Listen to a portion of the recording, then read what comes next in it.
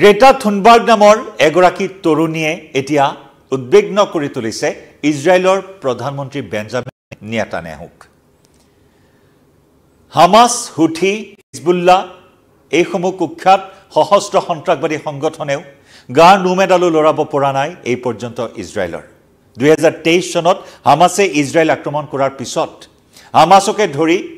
Iran সমৰ্থনপুষ্ট সন্ত্ৰাসবাদী সংগঠন Houthi, হিজবুল্লাই বহু চেষ্টা কৰিও ইজৰাইলৰ কোনো বিশেষ ক্ষতি কৰিব পৰা নাই। আৰু মধ্যপ্ৰাচ্যৰ এক সৰ্বশক্তিত পৰিণত হোৱা, মধ্যপ্ৰাচ্যৰ এক মহাশক্তিত পৰিণত হোৱা, মহাপৰাক্ৰমী শক্তিত পৰিণত হোৱা ইজৰাইলে এইবাৰ চিন্তাত পৰিছে এগৰাকী তৰুণীক লৈ। এই তৰুণীগৰাকী হৈছে এগৰাকী পৰিৱেশ কৰ্মী, 22 বছৰীয়া গ্ৰেটা থুনবাৰ্গ। আৰু এই গ্ৰেটা থুনবাৰ্গক লৈ এতিয়া গভীৰ চিন্তাত পৰিছে ইজৰাইলৰ প্ৰধানমন্ত্ৰী বেঞ্জামিন নেতান্যাহু। নমস্কাৰ প্ৰিয় দৰ্শক, মই জয়ন্ত মাধৱ গোস্বামী আপোনাক স্বাগতম জনাইছোঁ নিউজ 18 অসম নৰ্থ ইষ্টৰ ডিজিটেল লাইভলৈ। হামাছ আৰু ইজৰাইলৰ মাজৰ যুদ্ধখন, এই যুদ্ধখনে দিনক দিনে অতি ভয়াৱহ ৰূপ ধাৰণ কৰা পৰিলক্ষিত হৈছে। ভয়াৱহ এই কাৰণেই যে চূড়ান্ত মানৱীয় সংকটত এতিয়া গাজা ষ্ট্ৰিপ। এফালে চূড়ান্ত দুৰ্ভিক্ষ, আনফালে মানৱীয় সংকট। মানৱতাৰ বধ্যভূমিত পৰিণত হোৱা গাজা ষ্ট্ৰিপত এতিয়া অনাহাৰে অনিদ্ৰাই প্ৰাণ হেৰুৱাবলগীয়া হৈছে বিভিন্নজনে। শিশু মহিলাকে ধৰি বিভিন্নজনে অনাহাৰে প্ৰাণ হেৰুৱাবলগীয়া হৈছে। চূড়ান্ত খাদ্য সংকটত এতিয়া গাজা ষ্ট্ৰিপ, যি নেকি সাহায্য সামগ্ৰী কঢ়িওৱা ট্ৰাক পৰ্যন্ত, সামগ্ৰী পৰিবাহী ট্ৰাক পৰ্যন্ত অৱৰোধ কৰিছে ইজৰাইলে। সামগ্ৰী পৰিবাহী খাদ্য সামগ্ৰী মজুত থকা ট্ৰাক পৰ্যন্ত প্ৰৱেশ কৰাত বাধা প্ৰদান কৰি আহিছিল বিগত সময়ছোৱাত ইজৰাইলে। আৰু আন্তৰ্জাতিক সম্প্ৰদায়সমূহৰ হেঁচাত অৱশ্যে কেইখনমান ট্ৰাক গাজাত প্ৰৱেশ কৰিবলৈ অনুমতি দিছিল ইজৰাইলে। গতিকে তেনেকুৱা এটা মানৱীয় সংকট বৰ্তমান গাজাত চলি আছে। পেলেষ্টাইনীসকলৰ এতিয়া হাহাকাৰ অৱস্থাৰ সৃষ্টি হৈছে। নিৰীহ পেলেষ্টাইনৰ নাগৰিকে এতিয়া গাজাত হাহাকাৰ কৰিবলগীয়া হৈছে। বিধ্বস্ত হৈ পৰিছে জনজীৱন, খাদ্য সংকটত ভুগি দুৰ্ভিক্ষৰ কবলত পৰি এতিয়া গাজা ষ্ট্ৰিপত চৌদিশে হাহাকাৰ আৰু হাহাকাৰ। আৰু এনেকুৱা এটা পৰিস্থিতিত এইবাৰ এগৰাকী পৰিৱেশ কৰ্মীয়ে সংবাদ শিৰোনাম দখল কৰিছে। এগৰাকী পৰিৱেশ কৰ্মী, এগৰাকী 22 বছৰীয়া তৰুণীৰ এটা বিশেষ পদক্ষেপে দুশ্চিন্তাত পেলাইছে ইজৰাইলৰ প্ৰধানমন্ত্ৰী বেঞ্জামিন নেতান্যাহুক। কাৰণ 2023 চনৰ পৰা হামাছে ইজৰাইল আক্ৰমণ কৰাৰ পিছৰে পৰা ইজৰাইলে যিটো গতিত সামৰিক অভিযান গাজা ষ্ট্ৰিপত চলাই আছে, য'ত প্ৰায় 55,000 লোকে প্ৰাণ হেৰুৱাইছে এই পৰ্যন্ত। 2023 চনৰ পৰা আজি 2025 চনৰ এই জুন মাহ, কাইলৈ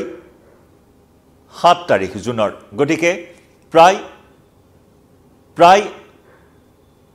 18 মাহ 19 মাহ ধৰি চলি থকা এখন যুদ্ধ। 7 অক্টোবৰ 2023 চনৰ 7 অক্টোবৰত সেই বৰ্বৰ আক্ৰমণ কৰিছিল হামাছে। আৰু তাৰপিছত ইজৰাইল এটা দিনৰ বাবে বহি থকা নাই। মাজে মাজে 2-3 বাৰ যুদ্ধবিৰতি হৈছে, কিন্তু সেই যুদ্ধবিৰতি স্থায়ী নহ'ল। যুদ্ধবিৰতি উলংঘনৰ অভিযোগ, প্ৰতি অভিযোগ আৰু সংঘাত, সামৰিক অভিযান, হামাছ নিষেধ কৰাৰ নামত অভিযান চলি আছে। সাহায্য শিবিৰতো আনকি আক্ৰমণৰ দৰে অতি অমানৱীয় কাণ্ড সংঘটিত হোৱাৰ অভিযোগ ইজৰাইলৰ বিৰুদ্ধে। কাৰণ সাহায্য শিবিৰতো আনকি ইজৰাইলৰ ডিফেন্স ফৰ্চে, এয়াৰ ডিফেন্স ফৰ্চে আক্ৰমণ কৰাত বহু লোকে প্ৰাণ হেৰুৱাইছে। শিশু মহিলাসহ সেইসকল দুৰ্গত লোকে আনকি প্ৰাণ হেৰুৱাবলগীয়া হৈছে সাহায্য শিবিৰত কৰা আক্ৰমণত। এফালে অৱৰোধ কৰা হৈছে সাহায্য সামগ্ৰী কঢ়িওৱা ট্ৰাক, আনফালে যি 2-এখন ট্ৰাক যাবলৈ দিয়া হৈছে। আৰু সেই সাহায্য শিবিৰ য'ত স্থাপন কৰা হৈছে, য'ত খাদ্য সামগ্ৰী বিতৰণ কৰা হৈছে দুৰ্গত লোকসকলৰ মাজত, তাতেও আনকি ইজৰাইলে আক্ৰমণ কৰাত নিৰীহ পেলেষ্টাইনীয়ে প্ৰাণ হেৰুৱাইছে। আৰু এই বিষয়সমূহ লৈ এটা বিশেষ বাৰ্তা দিবলৈ, গাজাত যে তীব্ৰ খাদ্য সংকট হৈছে, গাজাত যে চূড়ান্ত দুৰ্ভিক্ষ হৈছে, তেনেকুৱা এটা বাৰ্তা দিবৰ বাবে এই তৰুণীগৰাকীয়ে সামৰি লৈছে প্ৰায় 2000 কিলোমিটাৰ সামুদ্ৰিক পথ। 2000 কিলোমিটাৰ সমুদ্ৰ পথেৰে 1 জুনৰ পৰা যাত্ৰা আৰম্ভ কৰিছে। ইটালীৰ চিচিলি বন্দৰৰ পৰা এই তৰুণীগৰাকীয়ে আৰম্ভ কৰিছে বিশেষ যাত্ৰা। পৰিৱেশ কৰ্মী গ্ৰেটা থুনবাৰ্গৰ এই বিশেষ যাত্ৰাক লৈ এতিয়া স্বাভাৱিকতে শংকিত হৈ পৰিছে ইজৰাইলৰ প্ৰধানমন্ত্ৰী বেঞ্জামিন নেতান্যাহু। কাৰণ ইমান দিনে যদিও বা অভিযোগ আছিল, আন্তঃৰাষ্ট্ৰীয় সম্প্ৰদায়সমূহে অভিযোগ উত্থাপন কৰি আহিছিল ইজৰাইলৰ বিৰুদ্ধে যে দুৰ্ভিক্ষৰ বাবে জগৰীয়া কৰি আহিছিল ইজৰাইলক মানৱীয় সাহায্য সামগ্ৰী প্ৰেৰণ কৰাৰ ক্ষেত্ৰত ইজৰাইলে বাধা প্ৰদান কৰাত তীব্ৰ গৰিহণা ধিক্কাৰ জনাই আহিছিল কিন্তু এইবাৰ বিশ্বৰ মঞ্চত আন্তৰ্জাতিক মঞ্চত গাজাৰ দুৰ্ভিক্ষৰ ছবিখন এই তৰুণীগৰাকীৰ এই যাত্ৰাই উন্মোচিত কৰিব বুলি কিছু চিন্তিত হৈ পৰিছে এতিয়া সমগ্ৰ বিশ্বৰ মানচিত্ৰত এই কথাটো ওলাই পৰিব নেকি নেতানেহুৰ বিৰুদ্ধে পুনৰ সমগ্ৰ বিশ্ব একগোট হ'ব নেকি এনে ধৰণৰ আশংকা এই মুহূৰ্তত বৃদ্ধি পাইছে বেঞ্জামিন নেতানেহুৰ কাৰণ মানৱ অধিকাৰ কৰ্মীক লগত লৈ কেৱল গ্ৰেটা থুনবাৰ্গে নহয় মানৱ অধিকাৰ কৰ্মী প্ৰায় 11 গৰাকী মানৱ অধিকাৰ কৰ্মী লগত লৈ গ্ৰেটা থুনবাৰ্গে গাজাত উপস্থিত হ'ব এই সাহায্য সামগ্ৰী লৈ আহিছে এখন বিশেষ জাহাজত ইটালীৰ সিসিলিৰ পৰা যাত্ৰা কৰা সেই বিশেষ জাহাজখনত মানৱীয় সাহায্য সামগ্ৰী দৰব পাতিকে ধৰি বিভিন্ন ধৰণৰ খাদ্য সামগ্ৰী লৈ গাজা অভিমুখে যাত্ৰা কৰিছে য'ত 11 গৰাকী আন্তৰ্জাতিক মানৱ অধিকাৰ কৰ্মীক লগত লৈ আহিছে গ্ৰেটা থুনবাৰ্গ আৰু মানৱ অধিকাৰ উলংঘনৰ বিষয়টো আন্তৰ্জাতিক মঞ্চত উন্মোচিত হ'ব বুলি এই মুহূৰ্তত কিছু ভীতিগ্ৰস্ত হৈছে ইজৰাইলৰ প্ৰধানমন্ত্ৰী বেঞ্জামিন নেতানেহু কাৰণ বিশ্ব সম্প্ৰদায়ৰ নানানটা হেঁচাক আওকান কৰি হলেও হামাস নিষেধ কৰাৰ নামত অভিযান চলি আছে গাজা ষ্ট্ৰিপত নিজৰ স্থিতিত অটল হৈ আছে বেঞ্জামিন নেতানেহু বাৰে বাৰে যুদ্ধবিৰতিৰ প্ৰস্তাৱ আনিছে আমেৰিকাই সেই যুদ্ধবিৰতিৰ প্ৰস্তাৱত প্ৰথম অৱস্থাত হৈমান হোৱা নাছিল যদিও শেহতীয়াকৈ ট্ৰাম্পৰ যুদ্ধবিৰতিৰ প্ৰস্তাৱত সন্মতি প্ৰদান কৰিছিল ইজৰাইলে তাৰ পিছত আকৌ লুটিবাগৰ মাৰিলে হামাসে আমেৰিকাই অনা যিসমূহ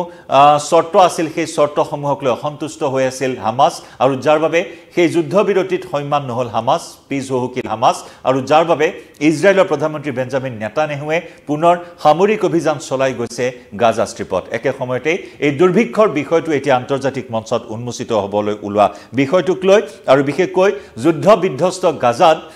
মানৱীয় সংকট আৰু মানৱ অধিকাৰ উলংঘন হোৱা বিষয়টো আন্তঃৰাষ্ট্ৰীয় মঞ্চত আন্তৰ্জাতিক মঞ্চত থুনবাৰ্গে উন্মোচিত কৰিব ওলোৱা এই বিষয়টোক লৈ গভীৰ চিন্তাত পৰিছে এতিয়া ইজৰাইলৰ প্ৰধানমন্ত্ৰী বেঞ্জামিন নেতানেহু উল্লেখযোগ্য যে যুদ্ধভূমি গাজাত ভয়াবহ খাদ্য সংকট অব্যাহত আছে দীৰ্ঘদিন ধৰি সাহায্য অভিযানত অৱৰোধ লগাই থৈছে ইজৰাইলে আৰু সেই অৱৰোধ কিছু শিথিল কৰি দিয়া হৈছিল যেতিয়া আন্তৰ্জাতিক সম্প্ৰদায়সমূহে কঠোৰ সমালোচনা কৰিছিল আৰু তাৰ পিছতো কিন্তু সেই সাহায্য শিবিৰসমূহত ভয়ানক আক্ৰমণ কৰিছিল ইজৰাইলে আৰু যাৰ পৰিণতিত বহু নিৰীহ লোকে ইজৰাইলী সেনাৰ গুলিত ঢলি পৰিছিল সেই সাহায্য শিবিৰসমূহত গতিকে তেনেকুৱা এখন ভয়াবহ ছবি এই ভয়াবহ ছবিয়ে সকলোৰে চকু হেমেকাই তুলিছে বিগত সময়ছোৱাত হামাস নিষেধ কৰাৰ নামত নিৰীহৰ ওপৰত চলা এই নিৰ্যাতন এই অত্যাচাৰ এই হত্যাযজ্ঞ বন্ধ কৰাৰ বাবে বিভিন্ন মহলে ইজৰাইলক হেঁচা প্ৰয়োগ কৰি আহিছিল কিন্তু তাৰ মাজতে এইবাৰ এই তৰুণীগৰাকীয়ে ইটালীৰ সিসিলি বন্দৰৰ পৰা এখন বিশেষ জাহাজ মেডলিন নামৰ এখন জাহাজত সাহায্য সামগ্ৰী খাদ্য সামগ্ৰী দৰব বিভিন্ন অত্যাৱশ্যকীয় সামগ্ৰী লৈ এই 2000 কিলোমিটাৰৰ যাত্ৰা আৰম্ভ কৰিছে 1 জুনৰ পৰা লগত লৈ আনিছে 11 গৰাকী মানৱ অধিকাৰ কৰ্মী আৰু এই বিষয়টোৱে এতিয়া গভীৰ চিন্তাত পেলাইছে মুক্তিৰ বাৰ্তা গাজাৰ দুৰ্গত পেলেষ্টাইনী লোকসকলক সাহায্য সামগ্ৰী প্ৰদান আৰু মুক্তিৰ বাৰ্তা লৈ সুইডেনৰ এই জলবায়ু আন্দোলনৰ কৰ্মী গ্ৰেটা থুনবাৰ্গ পৰিৱেশ কৰ্মীগৰাকীয়ে যাত্ৰা আৰম্ভ কৰিছে 1 জুনৰ পৰা আৰু এতিয়া আন্তৰ্জাতিক মঞ্চত ইজৰাইলে মানৱ অধিকাৰ উলংঘন কৰাৰ দৰে এই বিষয়টো উন্মোচিত হোৱাৰ ভয়ত এতিয়া ভীতিগ্ৰস্ত ইজৰাইলৰ প্ৰধানমন্ত্ৰী বেঞ্জামিন নেতানেহু একে সময়তে হামাসৰ হাতত পণবন্দী হৈ থকা ইজৰাইলৰ দুগৰাকী লোকে প্ৰাণ হেৰুৱাৰ খবৰো এই মুহূৰ্তত সন্মুখলৈ আহিছে কাৰণ 2023 চনৰ 7 অক্টোবৰত ইজৰাইলৰ ভূখণ্ডত প্ৰৱেশ কৰি হামাসে যি ভয়ানক আক্ৰমণ সংঘটিত কৰিছিল 1200ৰো অধিক লোকক হত্যা কৰি 251 গৰাকী লোকক অপহৰণ কৰি লৈ আহিছিল গাজা ষ্ট্ৰিপলৈ আৰু সেই পণবন্দীসকলক মুকলি কৰাৰ স্বাৰ্থত আজিৰ তাৰিখলৈ ইজৰাইলে হামাসৰ ওপৰত আক্ৰমণ চলাই গৈছে গাজা ষ্ট্ৰিপত পেলেষ্টাইনী নাগৰিকৰ ওপৰত আক্ৰমণ চলাই গৈছে এতিয়াও কোৱা হৈছে 60 পৰা 65 গৰাকী পণবন্দী হামাসৰ কবলত আছে হামাসে পণবন্দী কৰি ৰাখিছে ইজৰাইলৰ এতিয়াও প্ৰায় 60 পৰা 65 গৰাকীকৈ নাগৰিকক দুগৰাকীকৈ পণবন্দীৰ মৃতদেহ উদ্ধাৰ কৰাৰ খবৰেও এই মুহূৰ্তত উত্তেজনা সৃষ্টি কৰিছে ইজৰাইলত দুগৰাকীকৈ পণবন্দীৰ মৃতদেহ উদ্ধাৰ কৰা হৈছে ইতিমধ্যে নামো সন্মুখলৈ আহিছে ইজৰাইল মাৰ্কিন নাগৰিক জুডি ৱেইনষ্টেইন হাগাই বয়স হৈছে 70 আৰু তেখেতৰ স্বামী হাৰ্ডি হাগাই বয়স হৈছে 72 এহাল স্বামী স্ত্ৰীৰ মৃত্যু হোৱাৰ কথা এই মুহূৰ্তত সন্মুখলৈ আহিছে ইজৰাইলী সৈন্য বাহিনীয়ে ইতিমধ্যে উদ্ধাৰ কৰিবলৈ সক্ষম হৈছে দুই পণবন্দীৰ মৃতদেহ আৰু দুই পণবন্দীৰ মৃতদেহ ইতিমধ্যে চিনাক্ত কৰা হৈছে এগৰাকীৰ নাম হৈছে মহিলাগৰাকীৰ নাম হৈছে ৱেইনষ্টেইন হাগাই বয়স 70 আৰু তেখেতৰ স্বামীৰ নাম হৈছে গাৰ্ডি হাগাই বয়স হৈছে 72 গাজাৰ দক্ষিণ ভাগৰ খান ইউনিছত মৃতদেহ উদ্ধাৰ কৰাৰ কথা ইতিমধ্যে ইজৰাইলে স্পষ্ট কৰিছে আৰু ইজৰাইলৰ প্ৰধানমন্ত্ৰী বেঞ্জামিন নেতানেহুৱে মৃতকৰ পৰিয়ালক সমবেদনা জ্ঞাপন কৰিছে আৰু হামাছৰ বিৰুদ্ধে অভিযান আৰু তীব্ৰতৰ কৰা হ'ব বুলি পুনৰ সকিয়নি দিছে হুংকাৰ দিছে এফালে হামাছৰ বিৰুদ্ধে চলাই আছে সামৰিক অভিযান আৰু এই সামৰিক অভিযানৰ নামত এতিয়া চূড়ান্ত দুৰ্ভিক্ষই প্ৰাণ কাঢ়িছে গাজাৰ সাধাৰণ নাগৰিকৰ পেলেষ্টাইনী নাগৰিকৰ আৰু যি বিষয়টো গুৰুত্ব সহকাৰে লৈ এতিয়া পৰিৱেশ কৰ্মী জলবায়ু কৰ্মী গ্ৰেটা থুনবাৰ্গে আৰম্ভ কৰিছে 2000 কিলোমিটাৰ সামৰি লোৱা এক সামুদ্ৰিক যাত্ৰা আৰু এখন বিশেষ জাহাজেৰে ইটালীৰ সিচিলিৰ পৰা গাজা অভিমুখে এই যাত্ৰা আৰম্ভ কৰিছে আমি পুনৰ জনাইছো এই যাত্ৰাক লৈ চূড়ান্ত সংকাত ভুগিছে বৰ্তমান ইজৰাইলৰ প্ৰধানমন্ত্ৰী বেঞ্জামিন নেতানেহুৱে 22 বছৰীয়া তৰুণীগৰাকীয়ে উন্মোচিত কৰিব নেকি ইজৰাইলে মানৱ অধিকাৰ উলংঘন কৰা বিষয়টো গাজাত জনাই যাম প্ৰতিটো খবৰ এই মুহূৰ্তত লাইভৰ পৰা বিদায় লম